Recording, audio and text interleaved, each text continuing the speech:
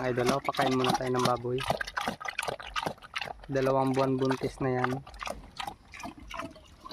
Lata na rin sa inyo. Medyo malaki na. Sana makabawi tayo ngayon kasi yung nakaraan, yung una niyang anak ay tatlo lang ang inanak niya. Medyo nagkamali tayo sa pagkain. Medyo na parami yung pagkain niya. Dapat to tipid lang. Ngayon tinitipid na natin. Sa isang takal lang siya hanggang sa 2 buwan kalahati. Siguro naman marami na ngayon anak. Babawi na siguro ngayon. Kasi dati ay 2 buwan siya, tatlo, hindi pa halata na parang hindi siya buntis. Pero ngayon 2 buwan pa lang, malaki na siya.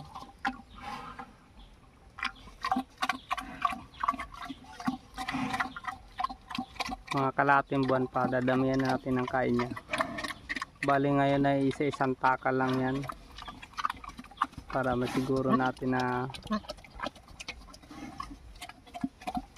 buo talagang mga anak niya. Medyo malaking inahin din siya eh. Durox lang yan mga idol. Hindi muna tayo mag-aalaga ng mga hyper na baboy. Sanang maselan yan eh.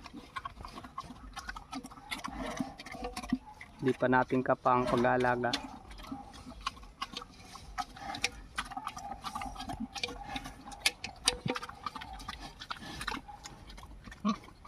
Madumi lang siya, minsan lang natin mapaliguan. Nasa lapag kasi siya. Nasa katabi ng sapa lang.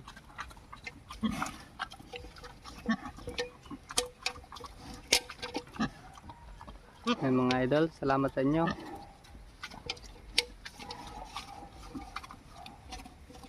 Huwag niyong kalimutan mag-iwan ng bakas. Mag-like na rin. Salamat.